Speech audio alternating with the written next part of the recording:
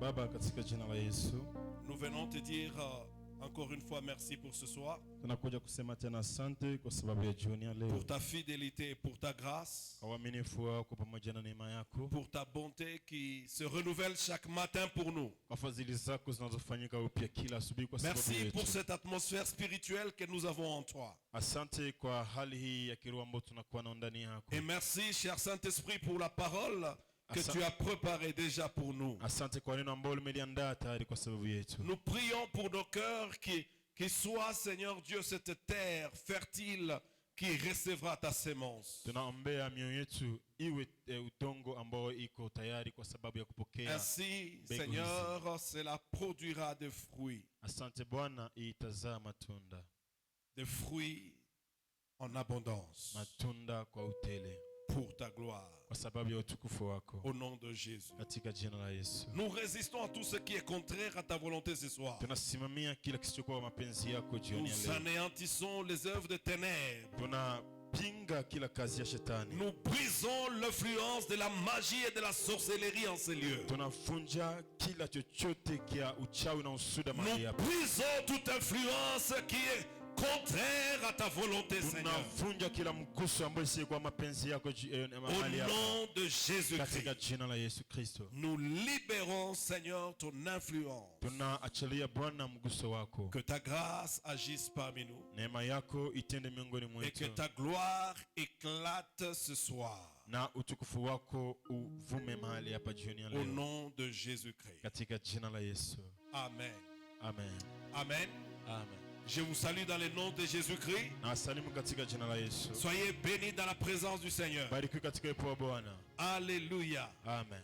Nous allons lire le passage que je vous ai donné hier. Tutasoma shairi ambayo nimewapatia jana. L'un des passages, Jean chapitre 12, verset 24. Mwanzo 12 mstari wa 24. Jean chapitre 12. Yohana 12 mstari wa 24. Jean chapitre 12, verset 24. Yohana sura ya 12 mstari wa 24. La Bible dit, Linasema, en vérité, je vous le dis, amini amini nawaambieni, si le grain de blé qui est tombé en terre ne meurt, il reste seul. chembe ya ngano isipoanguka katika nchi ikafa, hukaa hali hiyo hiyo peke yake. Mais s'il meurt, il porte beaucoup de fruits. Bali ikifa hutoa mazao mengi. Que Dieu te bénisse Mungu akubariki et qu'il t'aide à porter plus de fruits dans ta vie. na kusaidia kuzaa matunda mengi katika maisha Reprenons nos yako. places de miracle ce soir. Tuketi kwa nafasi zetu za miujiza jioni ya leo. Alléluia. Amen. Nous sommes en train de parler des clés de multiplication. Tuko tunaongea sababu ya funguo ya kuzidishwa.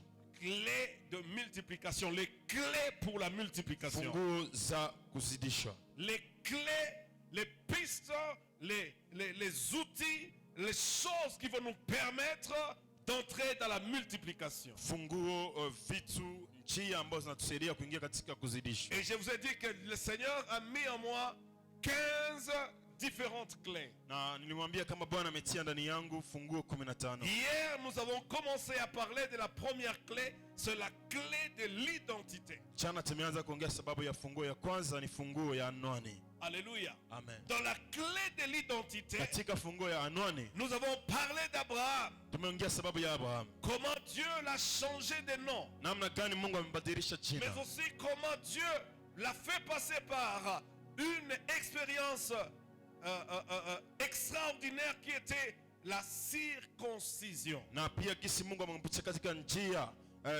njia ya kawaida isiyokuwa ya kawaida ambayo imekuwa kutahiriwa. C'est l'image de changement de notre vie en Christ. Ni picha ya mabadiliko ya maisha yetu katika Kristo. Alléluia. Amen. Dieu a changé nos noms.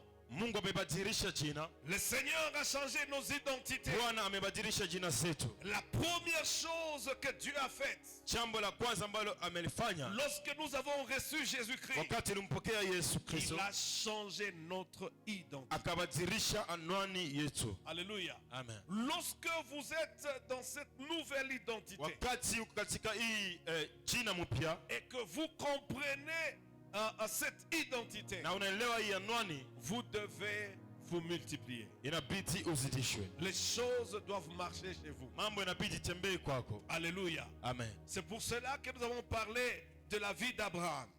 Ndio maana tumeongelea maisha ya Abraham. Et nous avons vu comment est-ce que Dieu lui a dit, il le multipliera à l'infini. Na tumeona gisi Mungu alimwambia atamzidisha sana tena sana. À l'infini. Sana tena sana. C'est que la limite, il n'y avait pas de limite pour la multiplication d'Abraham. Ina maana hakukukua mipaka kwa sababu ya kuzidishwa kwa Abraham. Je suis convaincu Ina uhakika que ce que Dieu va faire en toi, ile ambayo Mungu ataifanya na wewe, l'homme ne peut pas le limiter. mwanadamu hawezi kutilia On ne mipaka. peut pas dénombrer l'œuvre de Dieu dans ta vie. Hauwezi kuhesabu kazi ya Mungu katika maisha yako. Amen. Amen.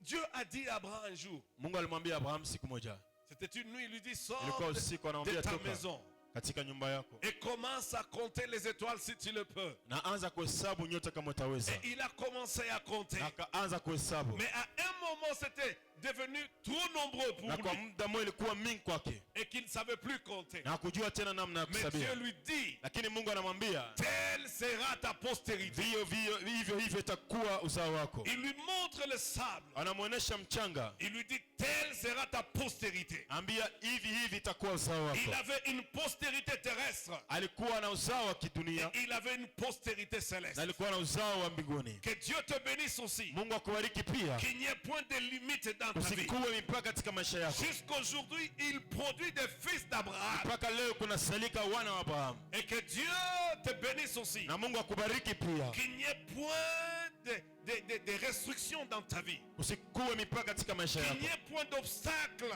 usikuwe vizuizi, Qu'il n'y ait point de blocage. usikuwe vizuizi. C'est pourquoi nous parlons de ces clés. Sema tunaongelea funguo hizi, Et la première clé, na funguo ya kwanza, funguo ya kwanza c'est la clé de ni l'identité. funguo ya anwani. Il faut que tu comprennes Inabidi uelewe ce que tu es devenu en tant qu'enfant de Dieu. hii ambao umekuwa kwa wakati umekuwa mwana wa Mungu.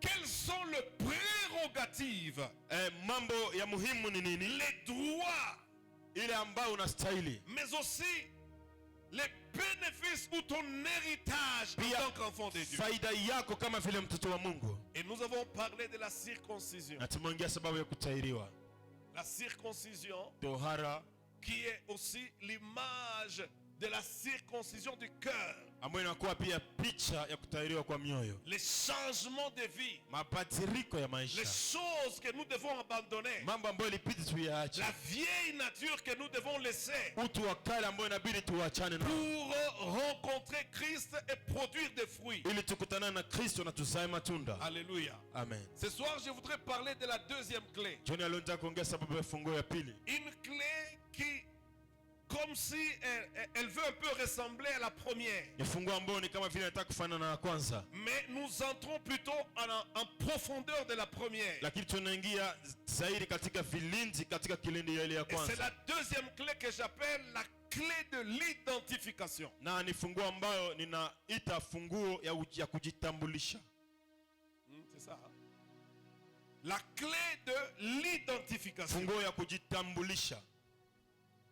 Pourquoi parler de l'identification? Kwa sababu gani tuongee sababu ya kujitambulisha? Lorsque nous parlons de l'identification, Napoongea sababu ya kujitambulisha, cela nous permet de bien assimiler l'œuvre de Christ hii inatusaidia kusikia vizuri na kuelewa vizuri kazi ya Kristo, afin de la vivre pleinement. ili tuiishi ukamilifu. Vous savez, il y a beaucoup de chrétiens Kuna watu Kristo wengi qui s'appellent enfants de Dieu, ambao wanajiita wana wa Mungu, mais qui ne vivent pas pleinement la vie divine. lakini hawaishi maisha ya kimungu kikamilifu. Ils ne profitent pas, Hawafaidie de ce que Christ a fait pour eux. ile ambayo Kristo amefanya kwa sababu yao. Amen. Amen. La clé de l'identification, funguo ya kujitambulisha c'est aussi pia la projection. ni pia La projection. maonyesho. Ok. La projection de ce que doit être la vie réelle d'un enfant de Dieu. Ni pia picha ya ile ambayo maisha kamilifu ya mwana wa Mungu inabidi iwe. Un enfant de Dieu Mwana wa Mungu qui a une nouvelle identité ambaye ana anwani mpya doit manifester inabidi azihirishe qu'il est vraiment enfant de kama Dieu. yeye ni mwana wa Mungu. Et la Bible nous dit Na Biblia inatuambia que dans 2 Corinthiens 5:17, Wakorintho wa pili sura ya si 17 quelqu'un est 17, en Christ, kama mtu yuko ndani ya Kristo il est une nouvelle créature. yeye ni kiumbe kipya, Les choses anciennes sont ya passées kale yamepita, et voici toutes choses sont devenues sasa nouvelles. yote ni mapya. Alléluia. Amen. Lorsque vous lisez Galates chapitre 2, Unaposoma Wagalatia sura ya pili verset 20, mstari wa 12, Galates 2, verset 20, Wagalatia 2:12, Paul dit, ce n'est plus moi qui vis, Paulo anasema si mimi ninaishi, mais c'est Christ qui vit lakini en ni moi. Kristo anaishi ndani yangu. La projection Picha de ce que doit être notre vie, ambayo inabidi iwe maisha yetu, la vie réelle d'un enfant de Dieu maisha kamilifu ya mwana wa Mungu qui a reçu une nouvelle identité. ambaye amepokea anwani mpya. Il doit y avoir une différence Inabidi pawe tofauti entre un enfant de Dieu katikati ya mwana wa Mungu et celui qui n'est pas un na enfant. yule ambaye si mwana wa Mungu. Est-ce que vous comprenez ça? Je, mnanielewa? Alors, lorsque vous lisez Unaposoma dans Galates chapitre 3, Wagalatia sura ya 3 le verset 26 à 29, je voudrais que nous puissions lire ça. 26 mpaka 29. Galates chapitre 3. Wagalatia sura ya 3. Il y a un trésor là. Kuna utajiri hapo. Galates chapitre 3, Wagalatia sura ya 3 verset 26 mstari wa 26 à 29. mpaka 29. Écoutez, la Bible dit, Biblia inasema car vous êtes tous fils de Dieu par la foi en Jésus-Christ. kwa kuwa nyote ni wana wa Mungu kupitia imani katika Kristo. Vous êtes tous Nyinyi wote enfants de Dieu wana wa Mungu par la foi en Jésus-Christ. kupitia imani katika Kristo. Amen. Amen. Vous tous Nyinyi wote qui avez été baptisés en Christ, mliobatizwa katika Kristo, vous avez revêtu Christ. mmemvaa Kristo. Oh, alléluia. Amen. Vous êtes enfants de Dieu Mungu wana wa Mungu par la foi. kupitia imani, Vous qui avez reçu Jésus. ni ambao mmempokea Kristo. Mais aussi, Lakini pia vous qui avez été baptisés en Jésus. mliobatizwa katika Kristo. J'en parlerai bientôt. Taongelea Alléluia.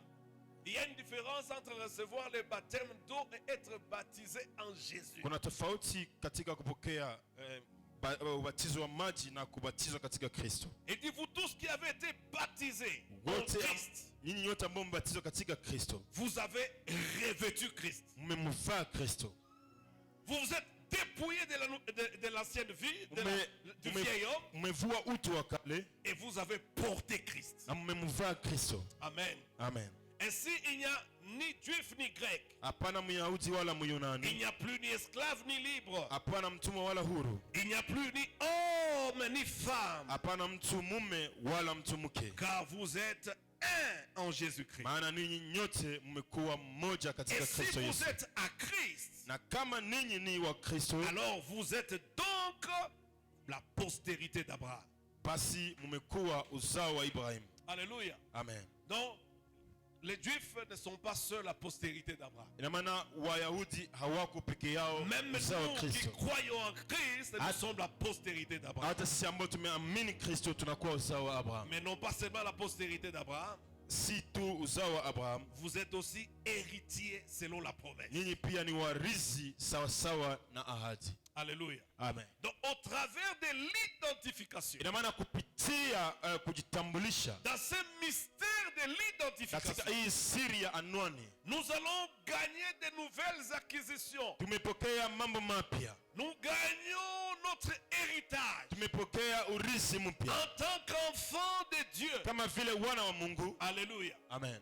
Il dit ici, nous sommes fils de Dieu, Anasema tuko wana wa Mungu car nous sommes baptisés en sababu Christ. tumebatizwa ndani ya Kristo, Nous avons revêtu Christ. tumemvaa Kristo, Et tout le monde doit voir Christ en nous. na kila mtu inabidi aone Kristo ndani Nous yetu. sommes la postérité d'Abraham. Sisi ni uzao wa Abraham, Nous sommes héritiers. sisi ni urithi.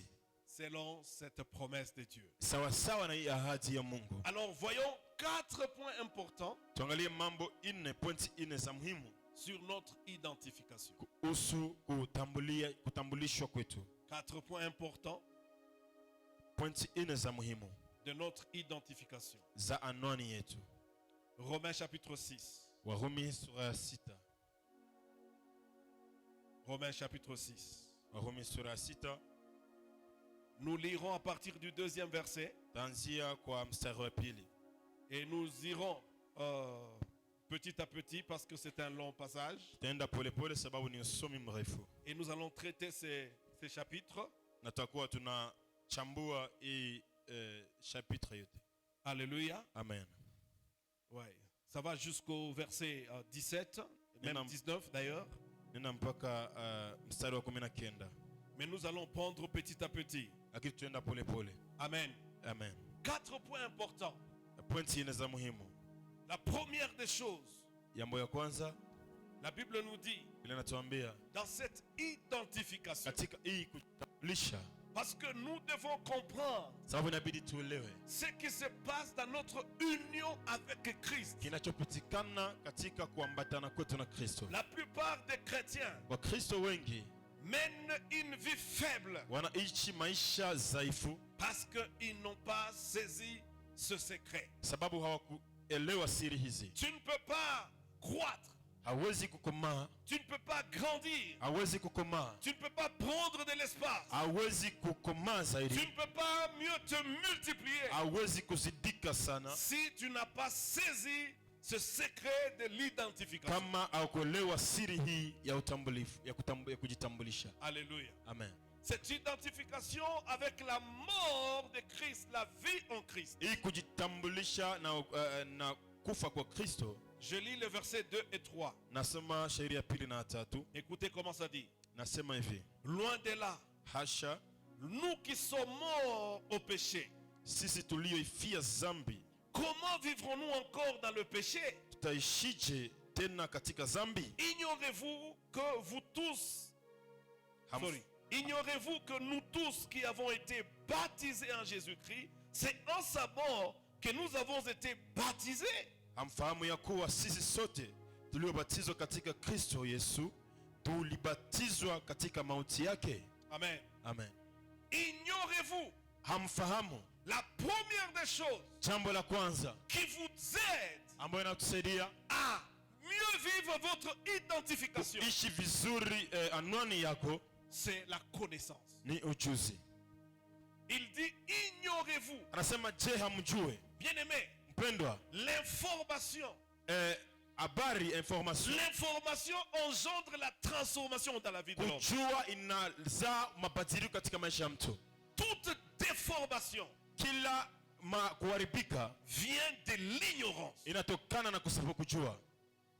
Lorsque tu ignores, lorsque tu ne connais pas, Usipojua tu vas mal faire les choses. utafanya mambo vibaya. Lorsque tu ne connais pas, Usipojua on va aussi mal t'utiliser. watakutumia pia vibaya. Mais lorsque tu as la connaissance, Lakini unapojua, alléluia, amen, lorsque tu as la connaissance, unapojua tu vas t'épanouir. utapanuka. Et Paul dit la première des choses. Na Paulo anasema jambo la kwanza, Ignorez-vous je, hamfahamu que vous qui êtes en Christ, ya kama nini mlio ndani ya Kristo vous avez été baptisés en Jésus-Christ. mumebatizwa ndani ya Kristo? Baptisés. Mumebatizwa, Le terme baptisé neno kubatizwa ou être baptisé au kubatizwa veut dire être plongé. inasema kuzamishwa. Amen. Amen. Être introduit. Kutiwa ndani. Vous avez été baptisé en Jésus. Umebatizwa ndani ya Kristo. Bien-aimé, Mpendwa katika Kristo, devenir enfant de Dieu, kuwa mwana wa Mungu ce n'est pas aller à l'église. haiko kwenda kanisani, Ce n'est pas être dans la famille d'un pasteur. haiko kuwa katika jamaa ya mchungaji. Non. Hapana. Lorsque tu reçois Jésus, Unapompokea Yesu, tu dois connaître la première chose. inabidi ujue jambo la kwanza, Tu as été baptisé en Jésus. umebatizwa ndani ya Kristo. Beaucoup de gens Watu wengi parlent de baptême d'eau wanaongea sababu ya ubatizo wa maji, avant de savoir et ignorent qu'il y a d'abord le baptême en Jésus. lakini wanasahau kama kuna kwanza ubatizo katika Kristo. Quelqu'un peut être baptisé d'eau Mtu anaweza kubatizwa kwa maji et il n'est pas baptisé en Jésus. na habatizwi ndani ya Kristo. La première des choses, Jambo la kwanza c'est être baptisé en Jésus. ni kubatizwa ndani ya Kristo, C'est-à-dire être en Jésus. ni kuwa ndani ya Kristo. Lorsque vous êtes baptisé en Jésus, Unapokuwa umebatizwa ndani ya Kristo, alors vous pouvez faire la deuxième chose, unaweza kufanya jambo la pili, passer par le baptême d'eau, kupitia ubatizo wa maji, car le baptême d'eau sababu kubatizo wa maji est le signe, ni alama, le témoignage ni alama, de votre foi ni ushuhuda ya imani yako en Jésus-Christ. ndani ya Kristo. Beaucoup de gens vont se faire baptiser, Watu wengi wanaenda kubatizwa, mais ils n'ont pas la foi en Jésus. lakini hawana imani ndani ya Kristo. Ignorez-vous que vous avez été baptisé en Jésus? Je, hamjui kama mbatizwa ndani ya Kristo? J'aime ça. Naipenda hii. Nous avons été baptisés en Jésus-Christ Tumebatizwa ndani ya Kristo, et aussi c'est en sa mort lakini ni ndani ya mauti yake que nous avons été baptisés. ndimo mumebatizwa. Alléluia. Amen. Tu dois comprendre une chose. Inabidi uelewe jambo moja.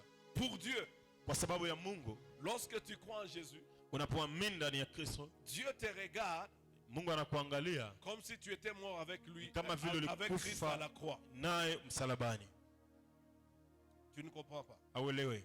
J'ai dit pour Dieu, Nasema Mungu il te regarde anakuangalia lorsque tu crois en Jésus unapoamini Kristo comme si tu étais mort avec Christ à la croix. kama vile ulikufa na Kristo msalabani. Donc il n'y a plus de condamnation pour toi parce que tu es mort.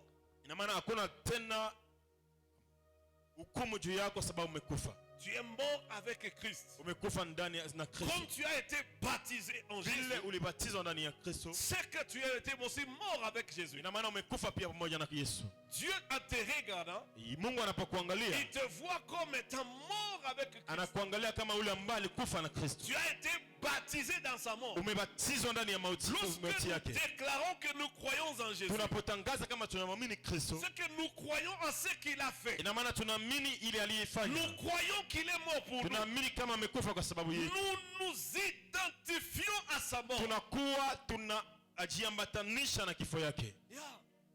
Nous nous identifions à sa mort. Tunajiambatanisha na kifo Et yake. puisque nous nous Na identifions à sa sababu mort, tunajiambatanisha na kifo yake, vous devez savoir, inabidi mjue Dieu vous regarde Mungu anakuangalia comme étant mort. kama mtu ambaye amekufa. Mort comment? Mtu ambaye amekufa namna gani? Mort en Christ. Amekufa ndani ya Kristo. Mort avec Christ. Amekufa pamoja na Kristo. Alléluia. Amen. Alors, Sasa si nous sommes baptisés en Jésus, kama tumebatizwa ndani ya Kristo, nous avons été nous sommes morts avec Jésus. tumekufa na Kristo, Jésus a été enseveli. amezikwa, Nous avons aussi été ensevelis avec lui. tumezikwa pia pamoja na yeye. Alléluia. Amen. Ce que Christ a fait pour nous, Kile ambacho Kristo amekifanya na sisi, nous l'avons vécu avec lui par la foi. tumekiishi na yeye katika imani, Et Dieu considère comme cela. na Mungu anaiona hivyo. C'est pourquoi il n'y a plus de condamnation pour ceux-là qui sont en Christ. Ndio maana hakuna tena hukumu kwa sababu ya walio katika Kristo. Est-ce que vous comprenez? Je, mtu Dieu anaelewa? nous a mélangés avec Christ. Mungu ametuchanga na Kristo. Dieu nous a unis avec Christ. Mungu ametuweka pamoja na Kristo. C'est pourquoi nous devons nous identifier à lui. Ndio maana inabidi tujiambatanishe na yeye. Alléluia. Amen.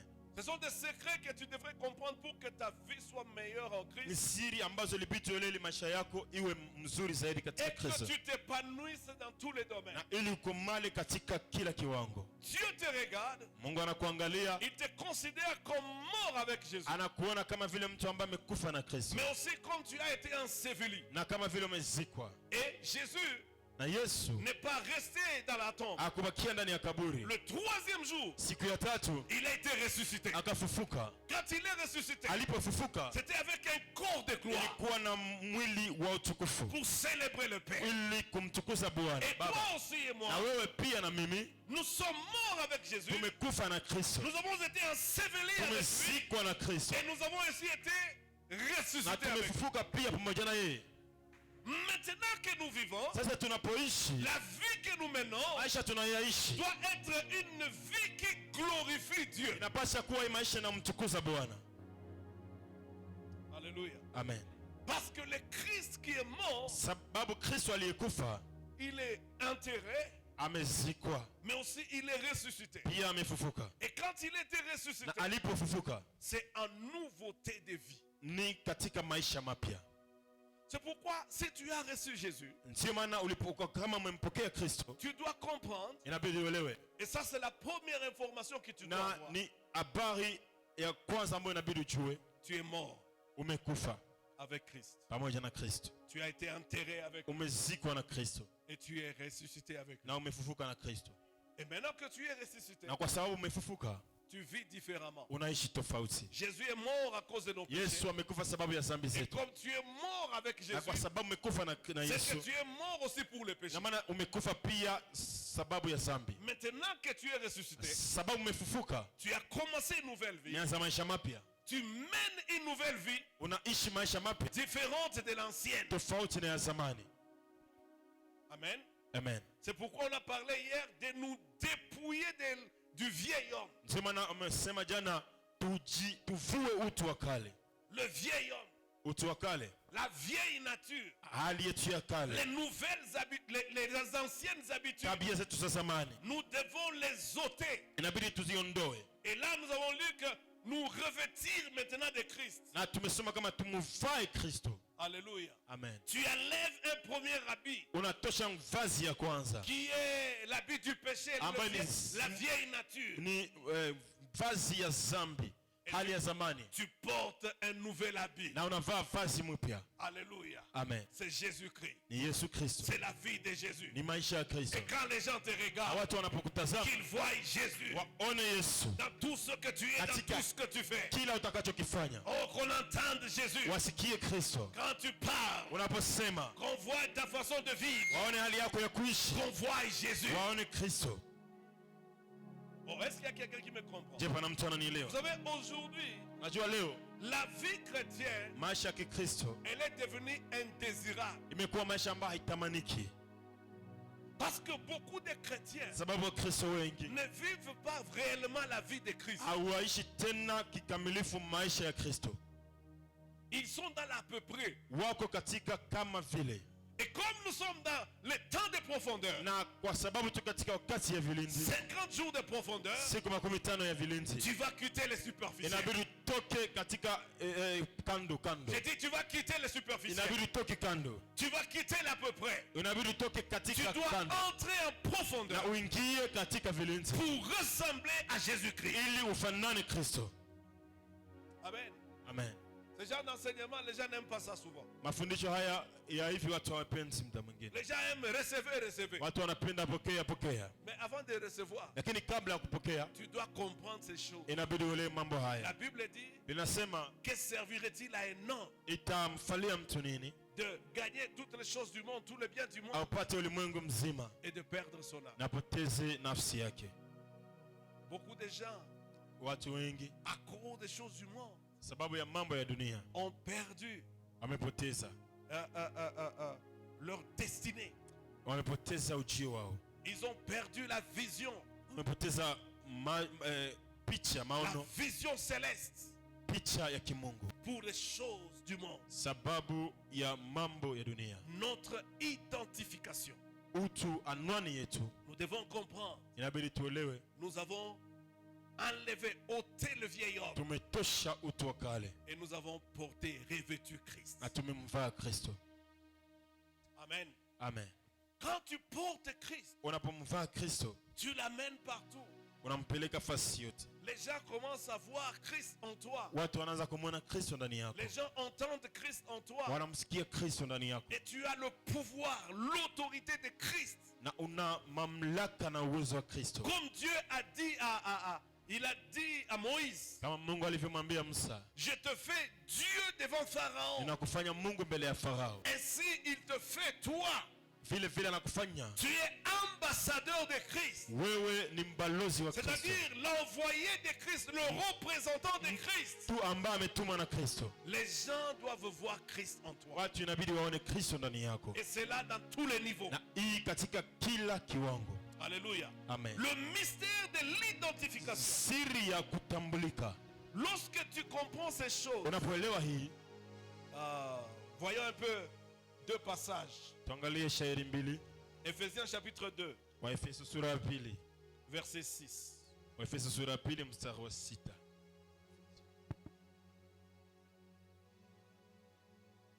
Je peux même commencer au verset 5 pour une bonne compréhension. Naanza kwanza mstari wa 5 ili tuelewe vizuri. La Bible dit, nous qui étions morts par nos offenses. Ephésiens 2, 5. Biblia inasema Waefeso sura Ephésiens ya 2, pili, 5.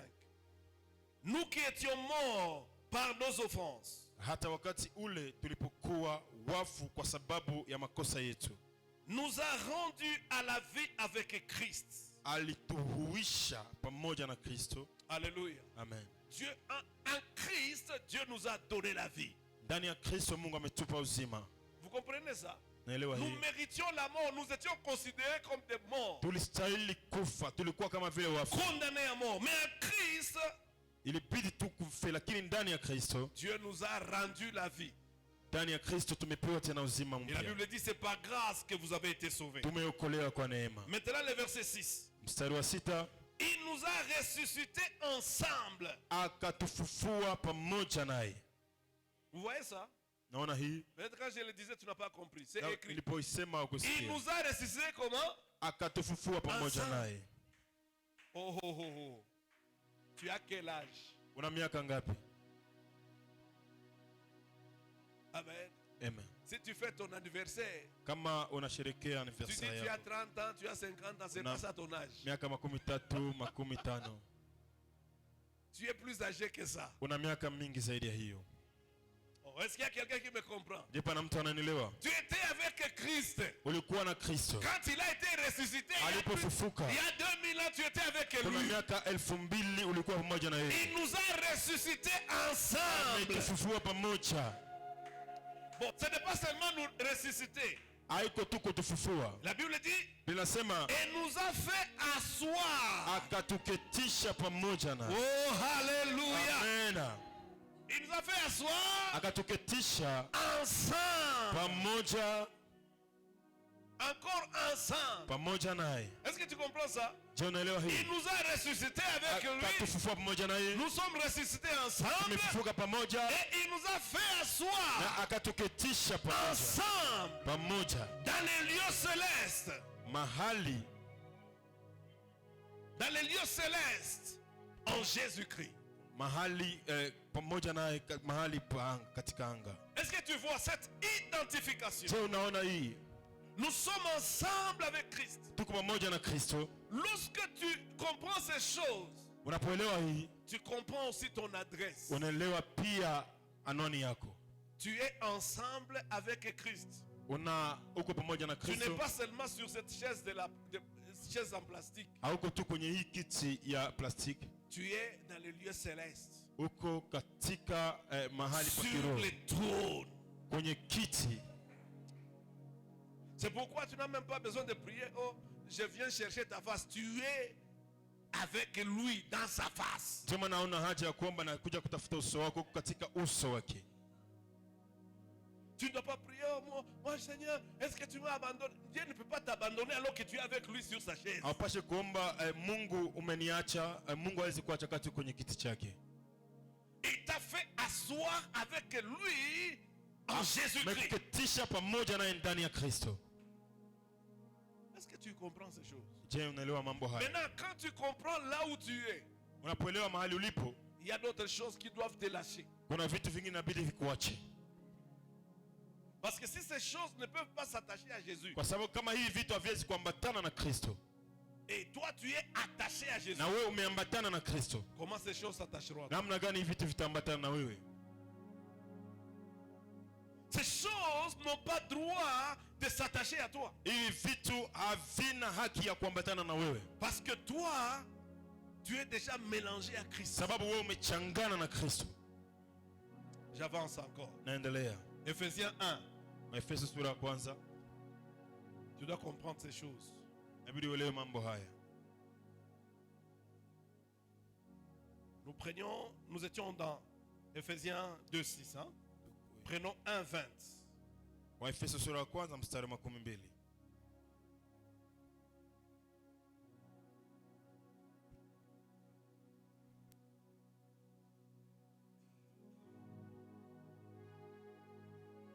C'était 2:20 à 22. Waefeso sura ya pili mstari wa 12 hadi 22. Mais pour une bonne compréhension, prenons le verset 18. Commençons par verset 18. Kwa kuelewa vizuri tuanzie kwa mstari wa 18. Il dit qu'il illumine les yeux de votre cœur. Qu'il illumine les yeux de votre cœur. Ça c'est la prière que Paul fait pour les Éphésiens. Kwa maana kwa yeye sisi sote. Verset 18. 2:18. Ah, 1:18 pardon. 1:18. Yeah. Et qu'il illumine les yeux de votre cœur. Macho ya mioyo yenu yatiwe nuru. Pour que vous sachiez quelle est l'espérance qui s'attache à son appel. Mjue tumaini la mwito wake jinsi lilivyo. Quelle est la richesse de la gloire de son héritage. Na utajiri wa utukufu wa urithi wake. Qu'il réserve aux saints. Katika watakatifu jinsi ilivyo. Et quelle est envers nous qui croyons. Na ubora wa ukuu wa uwezo wake. L'infinie grandeur de sa puissance. Ndani yetu tuaminio jinsi ulivyo. Il y a une puissance infinie en toi. Kuna uwezo usiokuwa wa kawaida ndani yako. Une puissance illimitée. Uwezo usiokuwa na mipaka. Mais tu ne peux pas l'utiliser tant que tu ne le sais pas. Lakini hauwezi kuitumia wakati haujui. Est-ce qu'il y a quelqu'un qui comprend ça? Je, pana mtu anaelewa hii? J'aime ça. Naipenda. C'est parmi les passages que j'aime beaucoup dans la Bible. Mojawapo ya shairi ambayo nazipenda katika Biblia. Hein? L'infinie grandeur de sa puissance se manifestant avec efficacité par la vertu de sa force. Kwa kadiri ya utendaji wa nguvu za uwezo wake. Alors cette infinie grandeur, hii ukubwa usiokuwa na de mipaka, sa puissance, il l'a déployé en Christ. aliutenda katika Kristo. En le ressuscitant des morts. Alipomfufua katika wafu. Et en le faisant asseoir à sa droite dans les lieux célestes. Akamweka mkono wake wa kuume katika ulimwengu wa roho. Quand il a fait ressusciter Christ. Alipomfufua Kristo. Par sa puissance. Kwa uwezo wake. Cette même puissance. Hii uwezo. Qui a levé Christ de la mort. Iliyomtosha katika wafu. Et la wafu. même puissance qui agit en nous. Ni uwezo unatumika ndani yetu. Oh, tu ne comprends pas. Aulewe. Ils ont mis une pierre. Walitia jiwe. Il y avait des militaires pour sécuriser qu'il ne puisse pas ressusciter. Kulikuwa maskari ili asifufuke. Mais lorsque l'heure est arrivée, lakini wakati muda ulipofika, la pierre s'est roulée d'elle-même. Jiwe likajiviringisha lenyewe. Car la puissance était descendue. Sababu uwezo ulikuwa. Les militaires sont tombés. Waaskari walianguka. Alléluia. Amen. Il y a une grande débandade qui s'est faite. Kulikuwa mchanganyiko kubwa. Jésus a quitté les morts. Yesu akatoka katika wafu. Rien ne pouvait les retenir. Hakuna kilichomshika. Je proclame que rien ne te retiendra. Natangaza hakuna kitakachokuzuia. Puisque Jésus n'a pas été retenu dans la mort. Yesu hakuzuiza katika kaburi. Ni dans le séjour des morts. Hata katika wafu. 3 jours après il a quitté. Siku tatu kisha katoka. La sorcellerie n'aura pas de pouvoir sur toi. Utakuwa na uwezo juu yako. Les démons n'auront pas de pouvoir sur toi. Mapepo haina uwezo juu yako. Parce que sur toi il y a une puissance. Sababu juu yako kuna uwezo. Une puissance infinie. Uwezo usiokuwa na mipaka. Infinie. Usiokuwa na mipaka. Une puissance de Dieu. Uwezo wa kimungu. Qu'il a déployé en Christ. Aliyoachilia ndani ya Kristo. Qui se manifeste aussi en toi. Inajionyesha ndani yako. La malédiction n'aura plus d'effet sur toi. Ana haina uwezo juu yako. Qu'ils maudissent, qu'ils parlent. Walaani na waseme. Ils ne vont rien faire dans hawatafanya kitu katika maisha yako. Leur malédiction ne sera rien. Ana yao itakuwa na nguvu. Parce qu'il y a une puissance. Sababu kuna uwezo. Qu'ils t'ensorcellent.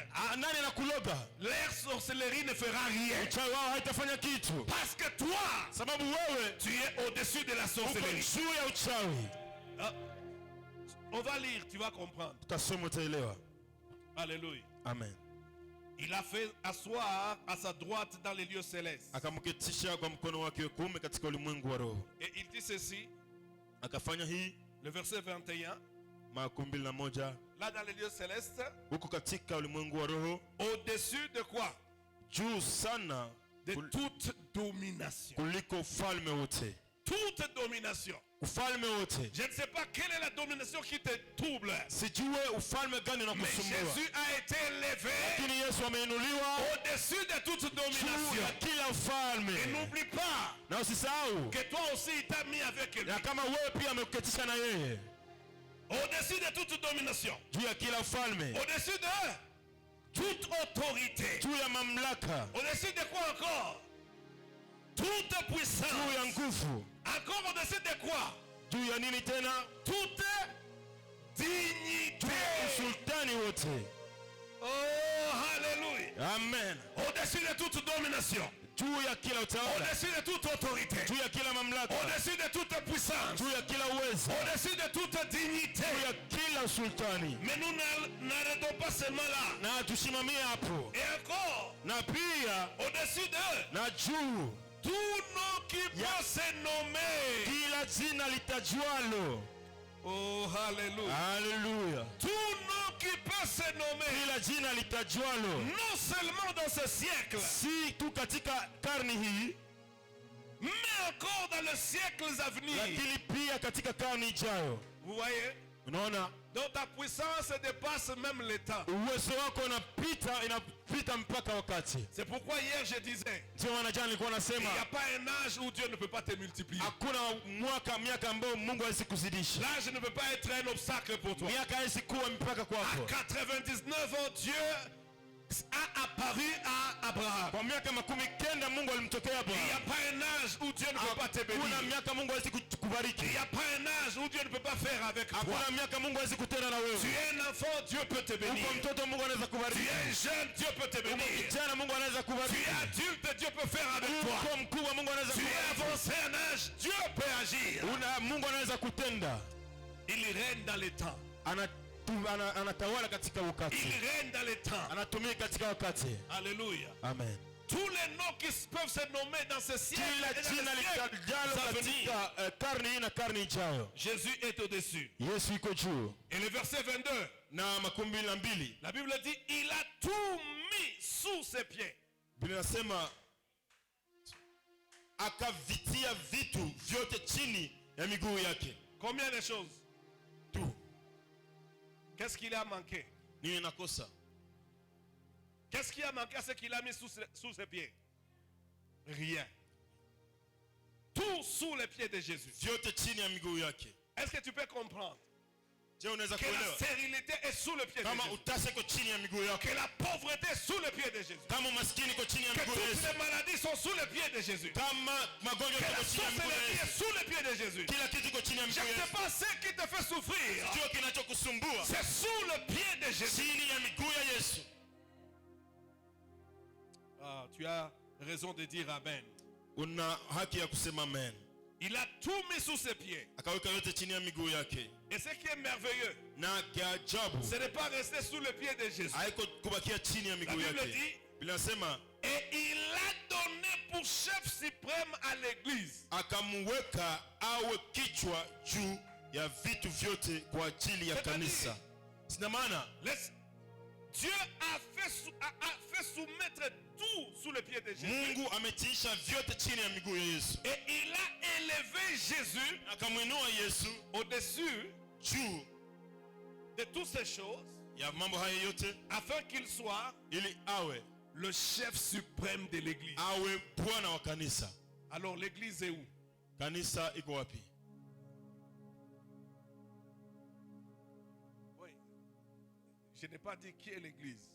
Sikusema kanisa ni nani. J'ai posé la question, où est l'église? Nimesema kanisa iko wapi? Selon ces passages. Sawasawa na shairi. Il est où? Parce que Jésus est son chef. Kwa sababu Yesu ni Bwana. Jésus est la tête de l'église. Yesu ni kichwa wa kanisa. L'église c'est son corps. Kanisa ni mwili wake. L'église est avec Jésus. Na maana kanisa iko na Oh, Kristo. cette église, c'est qui? Kanisa ni nani? Tu es uni à Jésus. Umeambatana na Kristo. Amen. Amen. Tu es uni à Jésus. Umeambatana na Kristo. Tu es un membre de son corps. Uko kiungo kia mwili Et wake. maintenant, si tu es avec Jésus, Na sasa kama uko na Kristo, tu es où? uko wapi? Au-dessus des dominations, Juu ya utawala, au-dessus des autorités, juu ya mamlaka, au-dessus des dignités, juu ya usultani, au-dessus de tout ce qui peut être nommé, juu ya kila ambacho kinaweza au-dessus de kuitwa, toute puissance. juu ya kila uwezo. Alléluia. Amen. Et le verset 23. Na mstari wa 13, L'église qui est son corps, ndilo mwili wake, la plénitude de celui qui remplit tout en tous. ukamilifu wake anayekamilisha kwa vyote, anayekamilika kwa vyote Si katika tu vyote. comprends que la plénitude de Dieu est en toi, Ukielewa kama ukamilifu wa Yesu iko ndani, Mungu iko ndani tu yako, es le porteur de Dieu. unambeba Mungu. Bon, est-ce qu'il y a quelqu'un qui comprend? Je, pana mtu anaelewa? Hein? Ce ne sont pas des slogans. Haiko maneno ya kusema Tu sema. es porteur de Dieu. Unampeleka Mungu. Partout où tu es, tu amènes Dieu. Kila unapofika uko na Mungu. Les choses doivent changer. Mambo inabidi ibadilike. Ta prière, Mambo yako elle peut être petite inaweza kuwa madogo ou courte, au mafupi, mais elle aura des grands effets. na itakuwa na matokeo makubwa. Tu peux parler Unaweza kusema juste un mot neno moja tu et ça va amener des choses. na italeta mambo.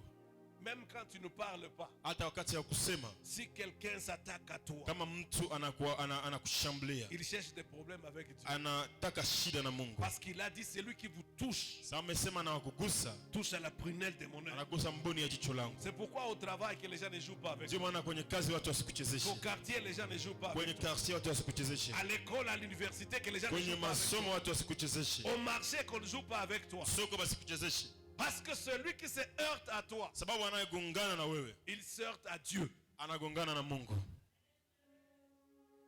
Celui qui cherche des problèmes avec toi, Anayetafuta shida na wewe, avant qu'il n'ait des problèmes avec toi, il en aura avec Dieu. kabla awe na shida na wewe atakuwa na shida na Mungu. Si tu comprends ces choses, Kama unaelewa mambo haya, c'est ça le mystère de notre identification. hii ndiyo siri ya kutambulisho Tu wetu. deviens dangereux. Unakuwa wa ajabu. Lorsque tu commences à méditer ces choses, Unapoanza kutafakari mambo au haya, lieu de méditer les sorciers de ta famille, kuliko kutafakari wachawi wa jamaa yako, au lieu de méditer ce qu'on t'a dit, kuliko kutafakari ile ambao wamekwambia, médite sur ce que Dieu a fait pour toi. tafakari ile ambao Yesu amefanya juu yako. Oh, dans ta famille, on ne se marie pas, c'est pas un problème. Oh, mchama wafanyake ndoa, Tu as haiko déjà problem. quitté là-bas. Dieu t'a déplacé, tu es dans les lieux célestes. Umetoka, Mungu amekutosha, amekupeleka katika Au-dessus des ulimwengu wa roho. dominations, des autorités, des Juu puissances. ya utawala ya wachawi na mambo mengine, Au-dessus de tout ce qui peut être nommé. juu ya kila jina litajalo. Et puisque tu es là, Na sababu uko huko, au-dessus de tous les temps, uko juu ya wakati wote, tu agis dans la supériorité. unatenda katika ujuu, Tu as un autre mandat. una akili zingine, Tu as un autre pouvoir. una uwezo mwingine, Tu as une autre autorité. una utawala Tu mwingine, es différent d'eux. uko tofauti nao, Tu as une nouvelle identité. una jina mpya. Et maintenant, cette identité Hii jina a la force ina nguvu dans ton identification. katika utambulisho wako. Est-ce que tu peux dormir tranquille? Je, unaweza kulala na amani? Je te pose la question, est-ce que tu peux dormir tranquille? Nakuuliza, je, unaweza kulala na amani? Parce que tu es identifié à Christ. Sababu umeambatana na Kristo. Est-ce que tu peux dormir tranquille? Je, unaweza kulala na amani? Amen. Amen. Amen. Amen. Maintenant, si tu comprends ça, Ukielewa hivi, Ephésiens chapitre 4, Waefeso sura 4 verset 21. mstari wa 11. Je suis toujours en train de te montrer les différents domaines. Niko na kuonesha viwango tofauti. 4, verset 21. Waefeso sura 4 mstari wa 11.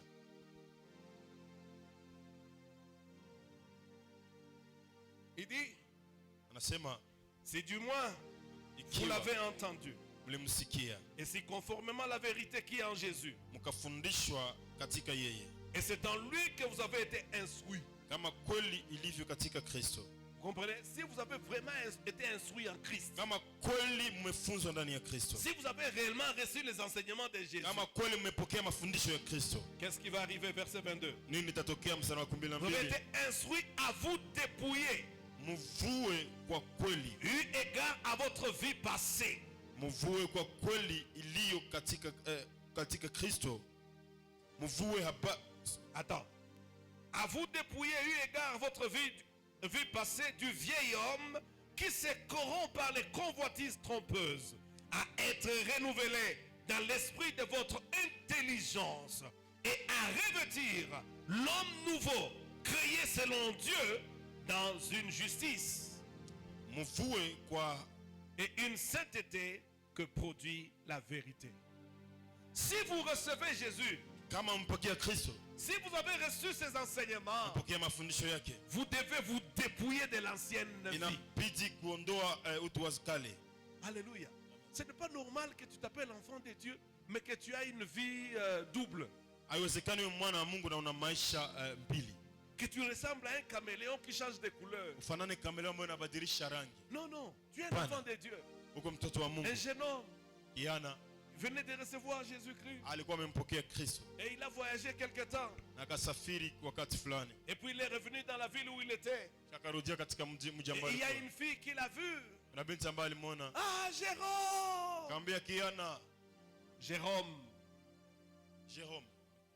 Ah, j'espère qu'ici il n'y a pas de Jérôme. Na fikiri mwana Jerome. Et Jérôme! Akamwambia Jerome, Et il était très contente de le voir. akafurahi kumwona, Et elle voulait même l'embrasser. alitaka kumpokea. Voilà ce garçon qui l'a regardé. Akamwangalia, Vous dites, ah Jérôme, akamwambia Jerome, mais ça fait longtemps. mikawa siku nyingi, Mais comment? ni kwae, Tu as disparu. umepotea. Et ce garçon le regardait. Sasa akamwangalia, Mais comment? Tu fais comme si tu ne me connais pas. uko unaniangalia saa mwenye unijue, Mais on était ensemble avec toi. tulikuwa pamoja na wewe, Tu oublies qu'on a même étudié ensemble. na sawa kama tulisoma hata On pamoja, était même ensemble tulikuwa dans le quartier. quartier moja, On a fait même ceci et cela avec toi. tulifanya hivi na hivi. Et il le regarde. Akamwangalia, Il dit, ah, akamwambia, tu as fait une confusion. umechanganikiwa. Je connais le Jérôme dont tu parles. Mimi najua ule Jerome mwenye uko Le naongelea. Jérôme dont tu parles. Ule Jerome uko Il naongelea est mort depuis longtemps. alikufaka zamani. C'est Jérôme que tu vois. Ule Jerome unaimuona C'est un tout autre. ni mwingine, C'est pas celui-là. haiko ule. Alléluia. Amen. Si tu es un enfant de Dieu, Kama uko mwana wa Mungu, tu dois enlever le vieil homme, inabidi utu wa kale uvue, la vieille nature. utu wa kale. Alléluia. Amen. Que l'ancien Jérôme passe. Jerome wa zamani apite, Il est mort. amekufa. Amen. Est-ce qu'il y a quelqu'un qui dit Amen? Kana mtu anasema amen. Maintenant, si l'ancien Jérôme est passé, Kama Jerome wa kale amepita, regarde ce qui va arriver. tazama itakayotokea. Vous devez renouveler votre intelligence. Inabidi akili zako zifanyike upya. Renouveler, hein? Parce que le diable attaque souvent notre intelligence. Sababu shetani anashambulia akili zetu. Tu dois renouveler, Inabidi akili zako changer ton intelligence. zibadilike. Alléluia. Amen. Mettre de nouvelles choses dans ton intelligence. Utia mambo mapya katika akili zako. Nourrir ton intelligence de la parole de Dieu. Kulisha akili zako neno la Mungu. Par la puissance du Saint-Esprit. Kupitia Roho Les Mtakatifu. choses, les vérités de Dieu. Kweli za kimungu. Et non les choses que les gens disent. Na hapana mambo ambayo watu wanasema. Alors quand ces choses arrivent, Wakati mambo yanatokea, tu dois te revêtir de l'homme nouveau. inabidi ufanye utu upya. Créé selon l'image de Dieu et de la justice. Ambayo imeumba sawasawa na picha ya Mungu. Amen. Amen. Tu dois ressembler à Christ. Inabidi kumfanana Kristo. Et regarde un peu le verset qui suit, verset 25. Angalia 26. vizuri verset 26.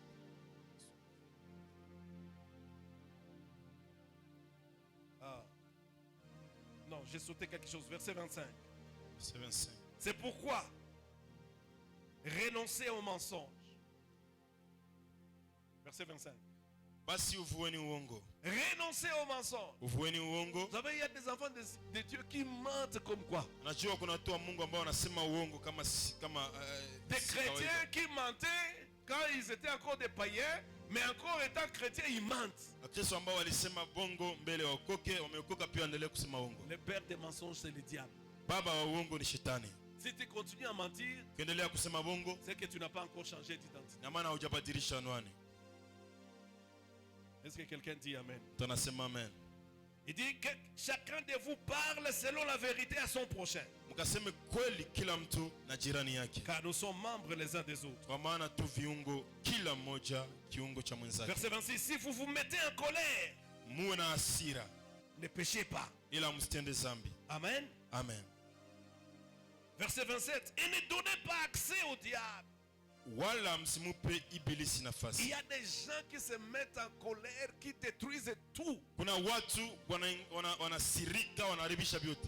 Il injurie sa femme. Anatukana mke wake, Elle injurie son mari. anatukana mume wake, Elle injurie les enfants. anatukana watoto. J'ai vu même quelqu'un qui a pris un couteau et voulait tuer son enfant par la colère. Mtu ameshika kisu anataka kuua mtoto wake kwa kisirani. Ne donnez pas accès au diable. Usimpe shetani nafasi. Verset 28. Que celui qui dérobait ne dérobe plus. Mwibaji asiibe tena. Hein?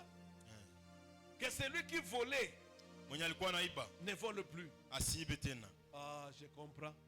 Naelewa. Si vous entrez à l'église Kama unaingia kanisani et vous ne savez pas laisser votre téléphone là où vous êtes, na ujue kuweka telefoni yako kwenye huko, acha telefoni yako kwenye huko, c'est que celui qui est à côté ne s'est pas encore identifié. ina maana mweko pembeni hajakuwa na anwani kamilifu. N'est-ce pas? Zio. Les gens sont dans l'église, mais tu vois, ils vont avec leur sac à main pour donner des offrandes. Pourquoi? Mtu yuko kanisani lakini anaenda na saka meke ile On ne andetoa. sait jamais. Celui qui est à côté de moi est comment? Mtu ajuaki mweko pembeni yangu iko hai. Que celui qui volait ne vole plus. Mwibaji asiibe tena. Si tu as rencontré Jésus, Kama umekutana na Yesu, ne vole plus. usiibe tena. Alléluia. Amen. Mais qu'il travaille Bali afadhili en faisant de ses mains ce qui est bien. Ce qui est bien. afanye juhudi akitenda kazi iliyo nzuri kwa mikono yake mwenyewe. Alléluia. Amen. Verset 29. 29. Qu'il ne sorte de votre bouche aucune parole mauvaise. Neno lolote lililo ovu lisitoke vinywani mwenu.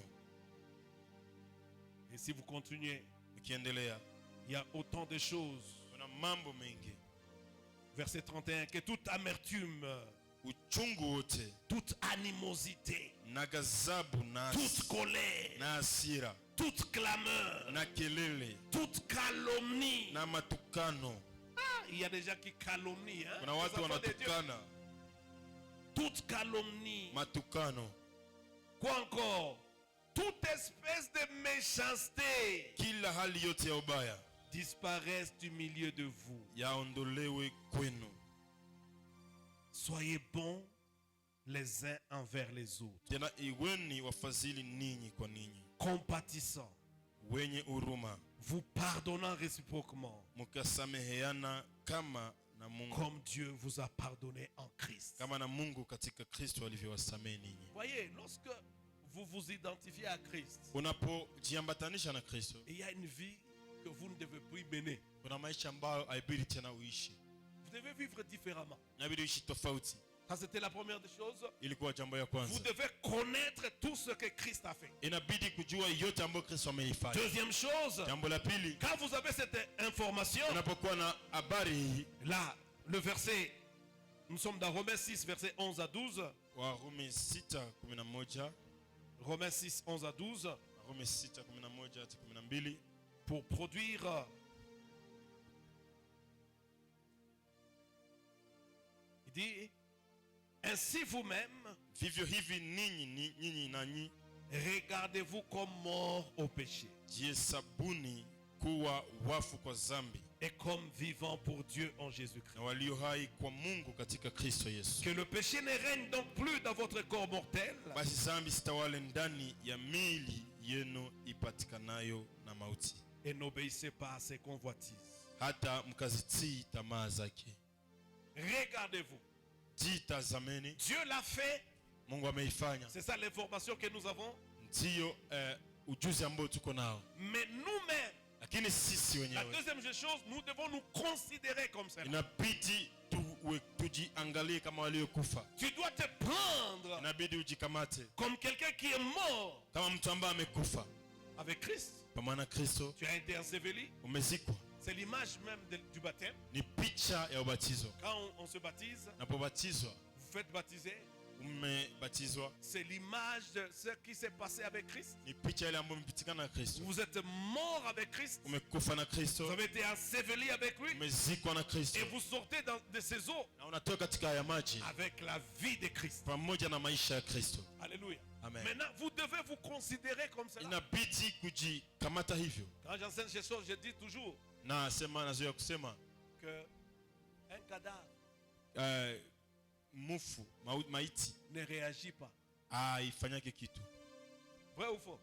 Ndi. Si vous injuriez le cadavre, Ukitukana na maiti est-ce qu'il va vous répliquer? takujibia.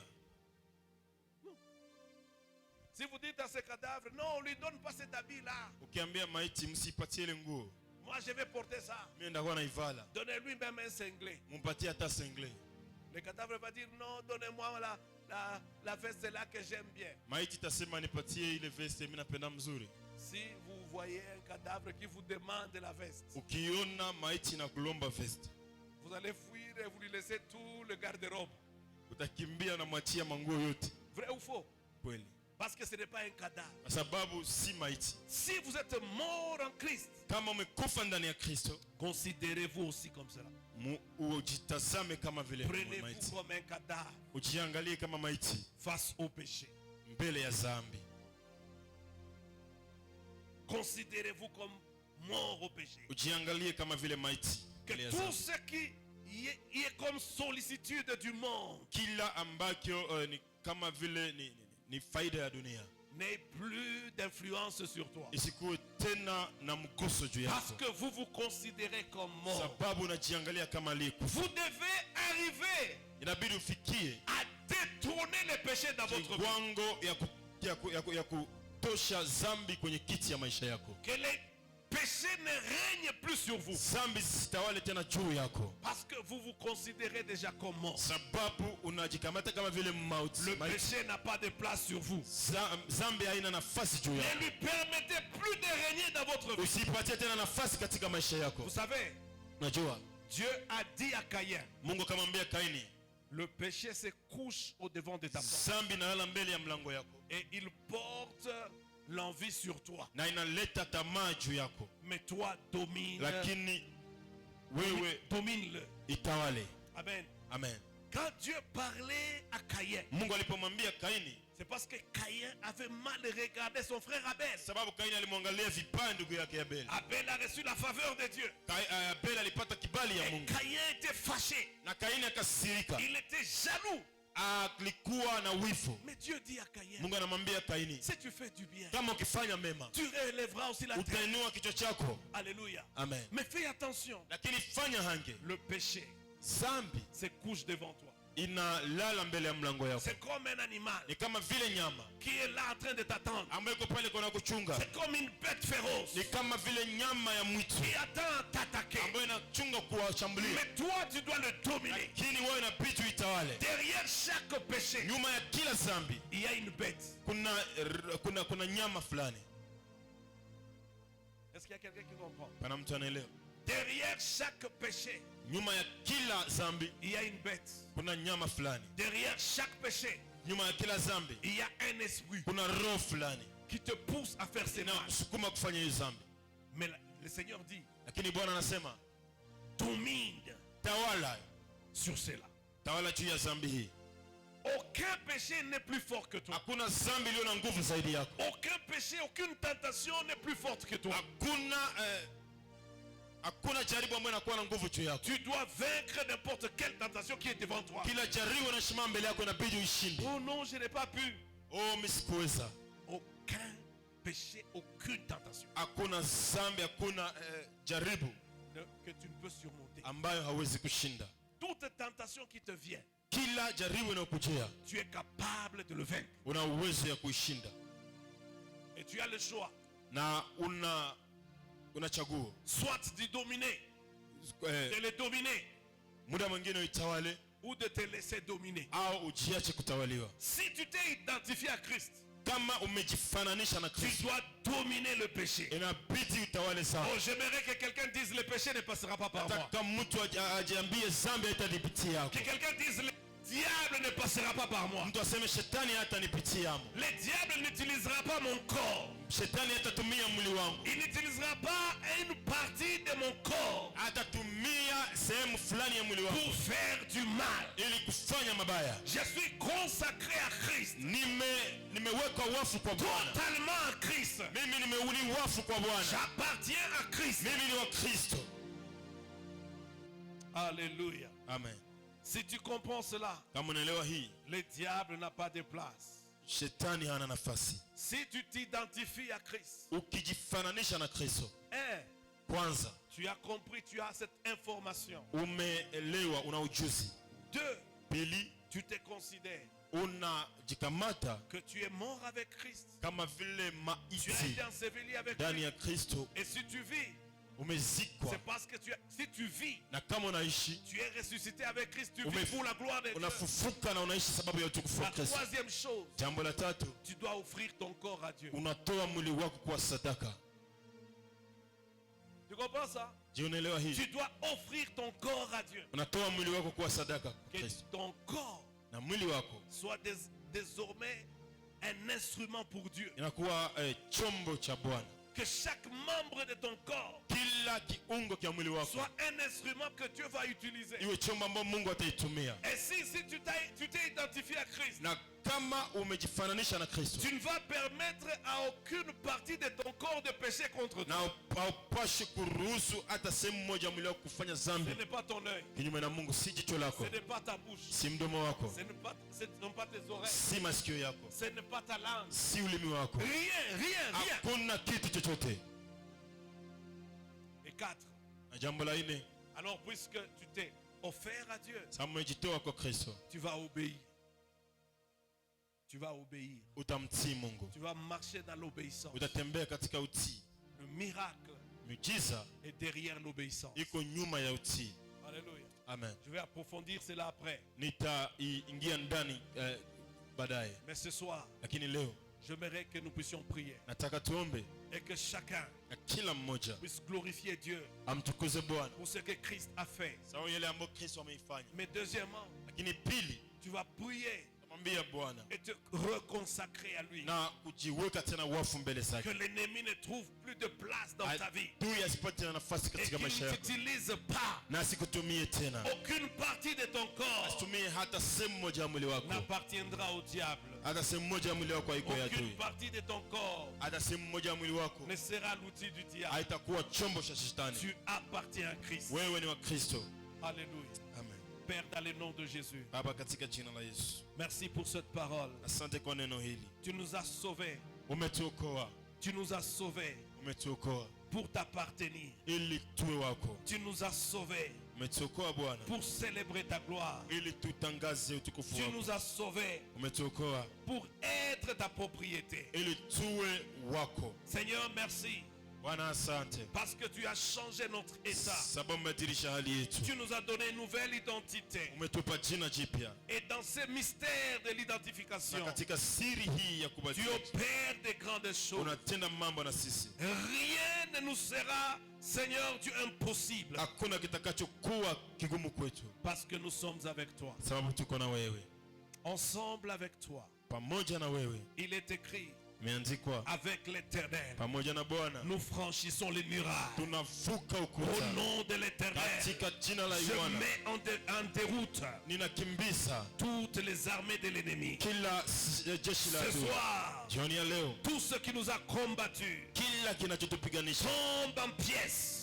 inaanguka Au nom de Jésus. katika jina la Yesu, En pièces irréparables. inaanguka katika sehemu Au nom de isiyotengenezwa, Jésus. katika jina la En Yesu, pièces irréparables. katika sehemu En pièces isiyotengenezwa, irréparables. katika pesa En pièces isiyotengenezwa, irréparables. katika sehemu Au nom isiyotengenezwa, de Jésus. kwa jina la Yesu. L'ennemi n'aura pas de place. Adui hatapata Il ne nafasi, trouvera pas de gain chez nous. hatapata mlango kwetu, Ni dans nos vies, hata katika maisha yetu, ni dans nos corps, hata katika mili yetu, ni dans nos corps, hata katika mili ni yetu, dans nos âmes, hata katika mili yetu, ni dans nos esprits, hata katika roho zetu, ni dans nos biens, hata katika vitu ni vyetu, dans nos familles, hata katika jamaa ni zetu, dans nos projets. katika watu wetu. Nous t'appartenons. Sisi ni wako. Gloire à toi, Seigneur.